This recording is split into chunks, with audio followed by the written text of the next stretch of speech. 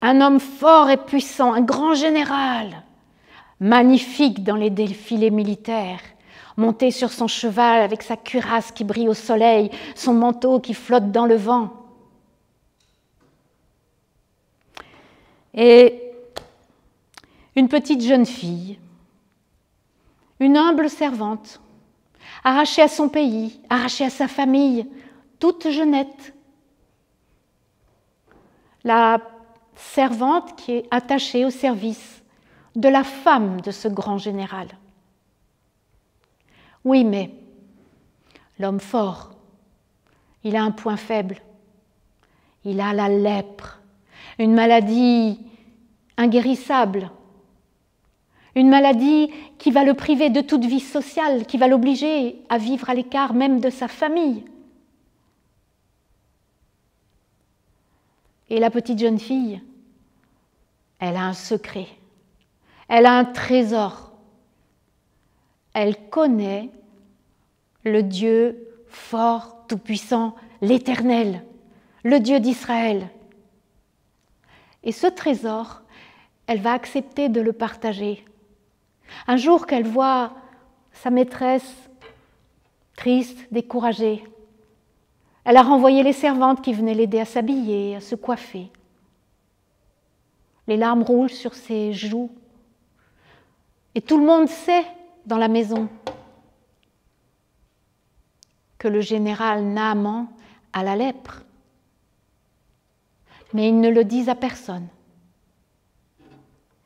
Alors, la petite servante, elle se penche vers sa maîtresse et elle lui dit « Ah, si mon maître allait voir le prophète qui est dans mon pays, à Samarie, lui, il le guérirait. » Elle a une telle conviction quand elle parle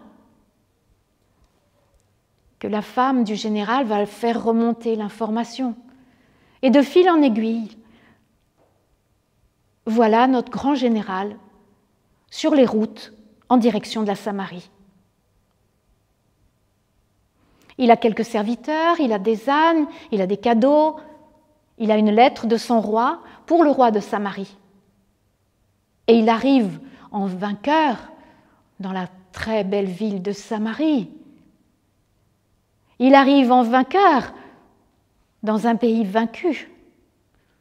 Et tout le monde est dans l'effroi, dans la panique. Le roi lui-même, le roi de Samarie, il lit la lettre du roi qu'il a vaincu avec une très grande frayeur. Et dans cette lettre, il voit « Je veux que tu guérisses mon serviteur, le général Naaman ». Il crie « Suis-je Dieu, moi, pour guérir ?» Il déchire ses vêtements, il est persuadé que c'est un complot, que le général est là en avant-garde et que derrière l'armée va arriver. Et une fois de plus, faire une razzia sur tout le pays. Et dans la ville, les cancans vont bon train. Tout le monde est au courant en une demi-heure. Et les infos arrivent jusqu'au prophète Élisée dans sa petite maison.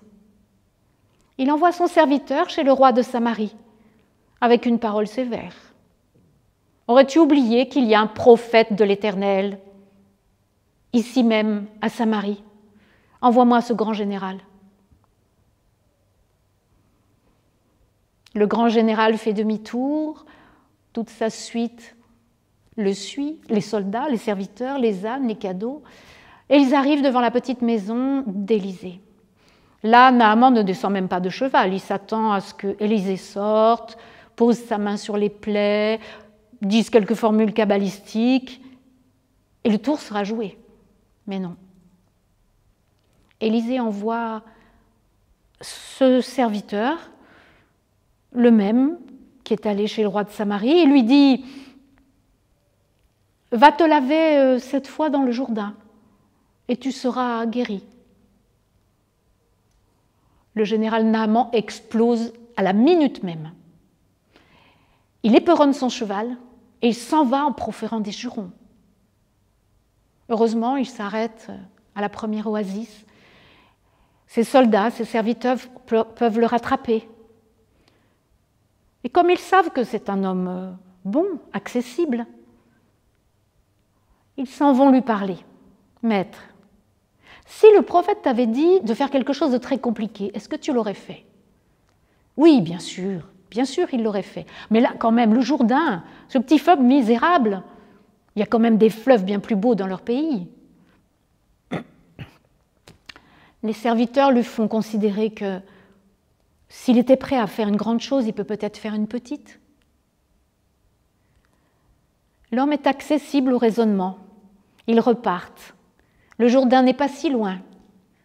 Effectivement, c'est un petit fleuve de rien du tout, aux eaux vertes, avec des rives très boueuses et très pleines d'herbe. Naaman doit enlever sa belle cuirasse, son beau manteau. Il doit montrer sa peau nue, il doit montrer sa lèpre. Il se plonge 7 fois dans le Jourdain. 7 fois. Et la 7e fois, sa peau est aussi nette que celle d'un bébé. Tout le monde se réjouit. Ils reviennent tous en troupe, chantant, riant, sautant, courant. Mais ils s'arrêtent d'abord à la petite maison d'Élisée. Élisée le prophète est assis dehors, sur un banc de pierre devant sa maison, et ils se mettent à parler tous les deux. Le grand général reconnaît, oui, c'est vraiment ton Dieu qui est le plus grand. Je veux l'adorer maintenant. Je vois bien que c'est lui qui m'a guéri. Il propose ses cadeaux, mais Élisée n'en veut pas. Ce n'est pas lui qui a guéri, c'est Dieu.